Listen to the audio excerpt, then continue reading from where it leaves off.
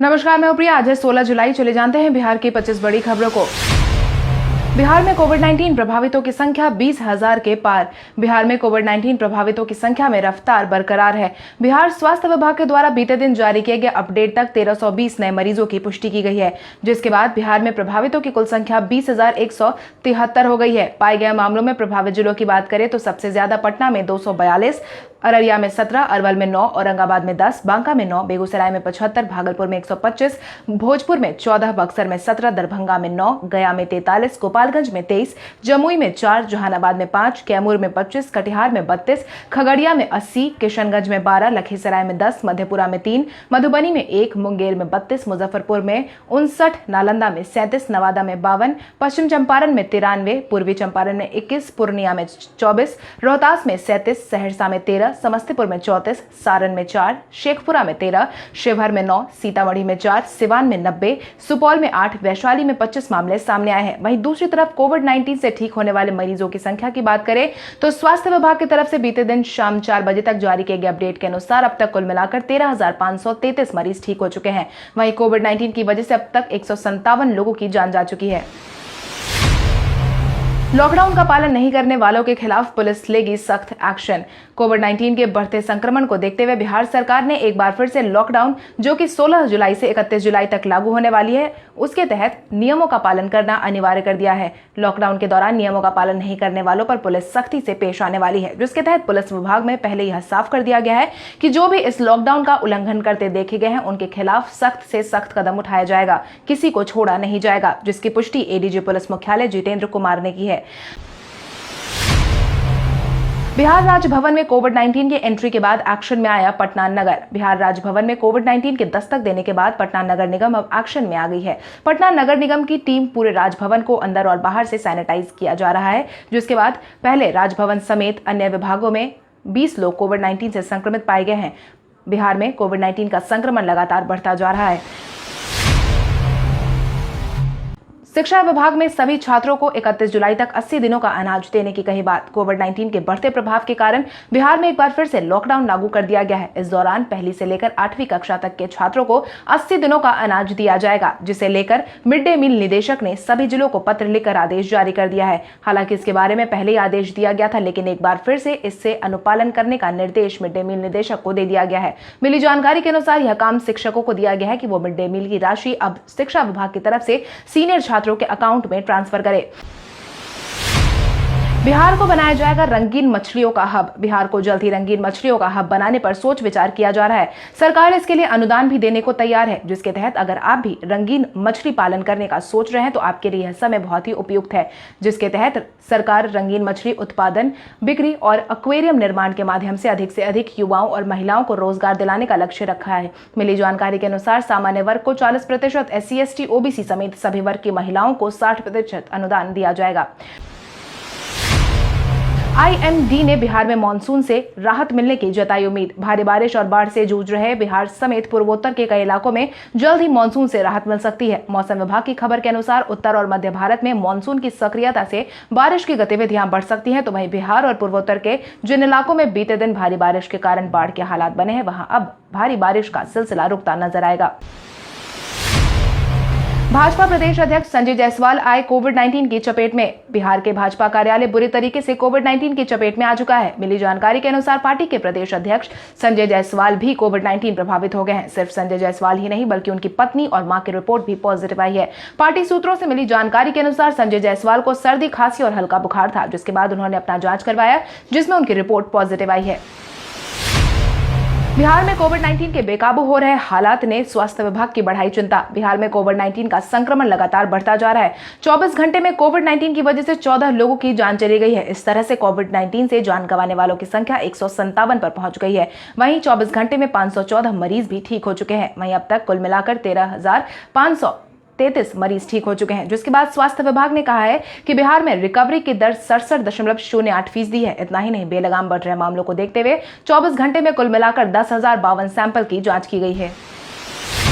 CBSE ने जारी की 10वीं परीक्षा के परिणाम। 12वीं की परीक्षा के बाद 10वीं परीक्षा के परिणाम सीबीएसई ने बीते दिन जारी कर दिए हैं। सीबीएसई द्वारा जारी किए गए परिणाम में एक बार फिर से लड़कियों ने ज्यादा सफलता प्राप्त की है। लड़कियों ने लड़कों के मुकाबले ज्यादा अंक हासिल किए हैं। इस बार बिहार और झारखंड का रिजल्ट भी बेहतरीन आया है। बिहार और झारखंड की सफलता प्रतिशत 90.69% देखने को मिली है। वहीं सीबीएसई के 10वीं के घोषित नतीजों में 91.46% छात्र सफल हुए हैं। सीबीएसई द्वारा जारी किए गए रिजल्ट में सबसे बेहतरीन रिजल्ट दक्षिण भारत में तिरुवनंतपुरम का रहा है। तिरुवनंतपुरम में 99.28% छात्र सफल हुए हैं। ठेला पर कोविड-19 सेंटर जाते डॉक्टर की तस्वीर पर तेज प्रताप यादव ने कसा तंज। बीते दिन सोशल मीडिया पर एक तस्वीर तेजी से ट्रेंड कर रही थी, जिसमें एक डॉक्टर कोविड-19 के इस माहौल में ठेला पर चढ़कर कोविड-19 सेंटर की तरफ जा रहे थे। क्योंकि तेज बारिश होने की वजह से कोविड-19 मरीजों का इलाज करवाने वाले सेंटर में पानी घुस गया है। स्वास्थ्य विभाग की बदहाली की यह तस्वीर सोशल मीडिया पर तेजी से ट्रेंड कर रही है। वहीं बिहार के पूर्व स्वास्थ्य मंत्री तेज प्रताप यादव ने भी ट्वीट करके तस्वीर साझा की है और सरकार की व्यवस्था पर सवाल उठाते हुए लिखा है कि बदसूरत विकास की खूबसूरत तस्वीर।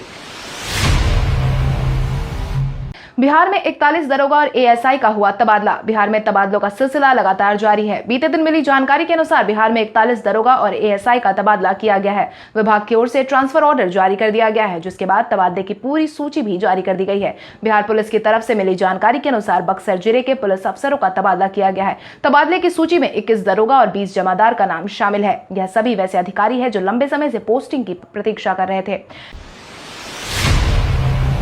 कोविड-19 के इस माहौल में खेसारी लाल यादव दिखे धान की रोपाई करते। कोविड-19 के बढ़ते माहौल के बीच सभी कलाकार घरों में देखे जा रहे हैं। वहीं इसी बीच फिल्म की रिकॉर्डिंग छोड़कर बॉलीवुड से लेकर भोजपुरी के सुपरस्टार अलग अलग काम करते नजर आ रहे हैं। कुछ दिनों पहले सलमान खान खेती करते नजर आ रहे थे। वहीं अब भोजपुरी सुपरस्टार खेसारी लाल यादव भी अपने गाँव में धान रोपाई करते नजर आए हैं। इस दौरान उन्होंने गाना भी गाया और किसानों की मेहनत की सराहना भी की है। खेसारी लाल की वजह से इन दिनों अपने गाँव में रह रहे हैं, जिसके बाद धान रोपाई का समय भी है। ऐसे में खेसारी लाल यादव अपने पुराने दिन को याद करते हुए खेत पहुंच गए और धान की रोपाई करते देखे गए। रेफर किए हुए मरीज ही देखे जाएंगे पटना एम्स में। पटना एम्स कोविड-19 डेडिकेटेड अस्पताल बन चुका है, यानी कि पटना एम्स में दूसरे लोगों का इलाज नहीं करवाया जाएगा। सिर्फ कोविड-19 मरीजों का ही वहां पर रेफर किए हुए मरीज का इलाज होगा। इतना ही नहीं, अस्पताल प्रशासन ने साफ तौर पर परिजनों के प्रवेश पर रोक लगा दी है, जिसके लिए एम्स के गेट पर ही जांच की व्यवस्था कर दी गई है। साथ ही सुरक्षा व्यवस्था के लिए 3 शिफ्ट में पुलिस बल की तैनाती भी की गई है। इससे पहले बीते दिन सदर एसडीओ ने भी एम्स पहुंचकर निदेशक डॉक्टर प्रभात कुमार सिंह, अस्पताल अधीक्षक समेत अन्य पदाधिकारियों के साथ बैठक की थी। लॉकडाउन के दौरान उड़ानों को नहीं किया जाएगा कैंसिल। बिहार में 31 जुलाई तक दोबारा से लॉकडाउन की घोषणा कर दी गई है। हालांकि जारी किए गए गाइडलाइन में यह साफ तौर पर कहा गया है कि इस लॉकडाउन में हवाई सेवा प्रभावित नहीं होगी। पटना एयरपोर्ट से घरेलू विमान सेवा का प्रसारण होता रहेगा।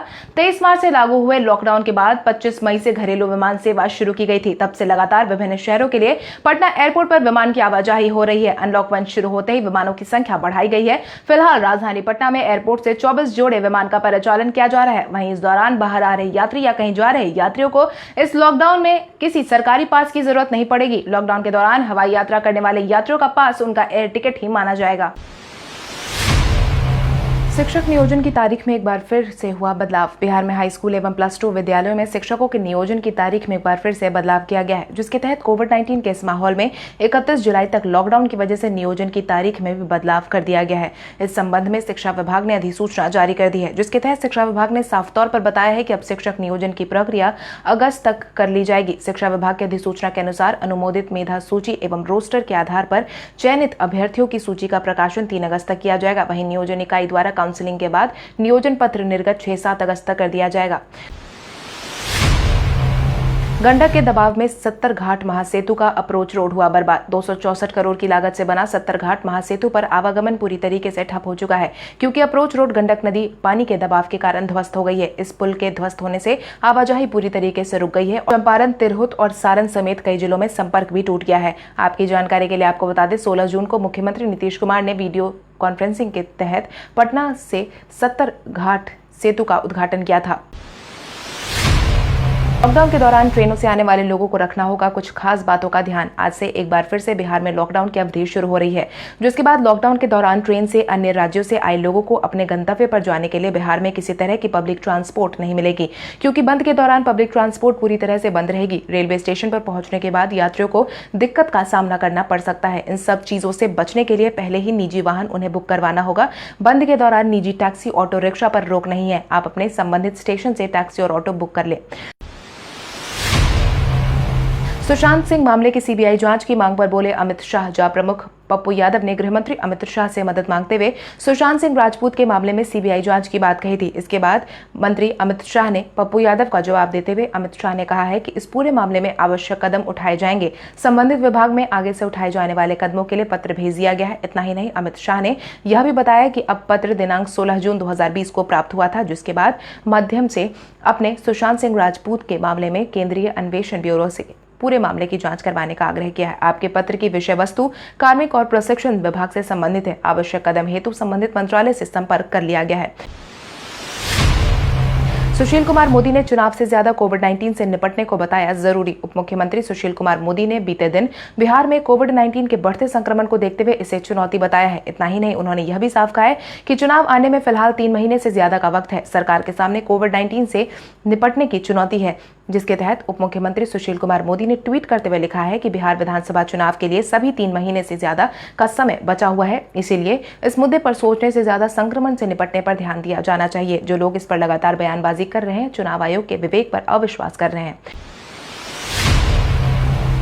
विधानसभा चुनाव को लेकर तेजस्वी यादव ने साफ किया अपना पक्ष। इस साल बिहार में विधानसभा चुनाव होने हैं। विधानसभा चुनाव को लेकर तैयारियां जोर शोर से देखने को मिल रही है। इसी क्रम में नेता प्रतिपक्ष तेजस्वी यादव ने भी चुनाव को ध्यान में रखते हुए अपना पक्ष साफ कर दिया है, जिसमें उन्होंने साफ तौर पर कहा है कि विधानसभा चुनाव परंपरागत तरीके से कराया जाए। इतना ही नहीं, उन्होंने आगे यह भी कहा है कि जब कोविड-19 के इस माहौल में कोई परेशानी नहीं है तो परंपरागत चुनाव कराने में क्या हर्ज है। अगर वाकई में कोविड-19 में लोगों का बुरा हाल कर रखा है तो चुनाव का सवाल ही पैदा नहीं होता। मांझी और कुशवाहा दिल्ली के लिए हुए रवाना। महागठबंधन दल में लगातार जारी उठापटक अब साफ साफ दिखने लगी है। बीते दिन से हम प्रमुख जीतन राम मांझी और रालोसपा प्रमुख उपेंद्र कुशवाहा दिल्ली के लिए रवाना हो गए हैं। मिली जानकारी के अनुसार जीतन राम मांझी बुधवार के समय दिल्ली के लिए रवाना हुए हैं। मांझी के दिल्ली दौरे के पीछे की वजह फिलहाल सामने नहीं आई है। वहीं रालोसपा अध्यक्ष उपेंद्र कुशवाहा भी दिल्ली रवाना हो गए, मगर इनके जाने के पीछे की वजह भी साफ नहीं आई है। मगर जानकारों की माने तो शायद वो शक्ति सिंह गोयल से मुलाकात करने वाले हैं। हालांकि दोनों नेताओं के अचानक से दिल्ली जाने पर सियासी गलियारे में एक बार फिर से सरगर्मी साफ देखने को मिल रही है। पटना में कोरोना प्रभावितों की संख्या में बेलगाम बढ़ोतरी के कारण बनाए गए 114 कंटेनमेंट जोन। राजधानी पटना में कोविड-19 के लगातार बढ़ते मामलों को देखते हुए कुल मिलाकर अब तक 114 कंटेनमेंट जोन बना दिए गए हैं, जिसकी पुष्टि पटना जिला प्रशासन की तरफ से की गई है। जिसके परिणाम स्वरूप पटना सिटी अनुमंडल में 23, पटना सदर में 38, दानापुर में 38, मसौढ़ी में 7, पालीगंज में 8 कंटेनमेंट जोन बना दिए गए हैं, जिसमें हजारों की संख्या में लोग रहने पर मजबूर है। ऋषभ पंत ने धोनी को बताया सबसे पसंदीदा बैटिंग पार्टनर। महेंद्र सिंह धोनी के विकल्प के तौर पर देखे जाने वाले ऋषभ पंत ने महेंद्र सिंह धोनी की तारीफ की है, जिसके तहत उन्होंने बीते दिन महेंद्र सिंह धोनी को याद करते हुए दिल्ली कैपिटल्स के साथ बातचीत करते हुए कहा है कि महेंद्र सिंह धोनी उनके पसंदीदा बैटिंग पार्टनर है। उनके साथ बल्लेबाजी करने में बहुत ज्यादा मजा आता है। आपकी जानकारी के लिए आपको बता दें, ऋषभ पंत अब तक इंटरनेशनल क्रिकेट में अपनी छाप नहीं छोड़ पाए हैं, जिनकी उनसे उम्मीद की जा रही है। आईआईटी दिल्ली में बनाई गई कोविड-19 जांच किट। कोविड-19 के बढ़ते माहौल के बीच आईआईटी दिल्ली ने कोविड-19 की जांच किट तैयार कर ली है, जिसके तहत सिर्फ 3 घंटे में ही रिजल्ट सामने आ जाएगा। मिली जानकारी के अनुसार आईआईटी ने नई टेस्टिंग किट को लॉन्च किया है। इस टेस्टिंग किट की कीमत 399 बताई गई है। हालांकि बाजार पहुंचते हुए इसकी कीमत 650 रुपए तक हो जाएगी। आईआईटी दिल्ली की ओर से यह दावा किया गया है कि इस किट से 3 घंटे के अंदर कोविड-19 टेस्ट का रिजल्ट सामने आ जाएगा। फेसबुक के बाद अब गूगल भी जियो के साथ करेगा पार्टनरशिप। कुछ दिनों पहले फेसबुक में रिलायंस इंडस्ट्रीज में हिस्सेदारी के लिए पार्टनरशिप करने का हाथ बढ़ाया था। गूगल ने भी जियो प्लेटफॉर्म के साथ 7.7% हिस्सेदारी के लिए 33,737 करोड़ रुपए का निवेश करने का फैसला सुनाया है, जिसका ऐलान रिलायंस इंडस्ट्रीज के प्रमुख अंबानी ने कंपनी के 43वें वर्षगांठ के दौरान किया है, जिसके तहत उन्होंने कहा कि जो प्लेटफॉर्म एक रणनीतिक निवेश के तौर पर हम गूगल का स्वागत करते हैं। हमने यह पक्का सौदा किया है, जिसके तहत जियो प्लेटफॉर्म में गूगल 7.7% हिस्सेदारी प्राप्त कर रहा है।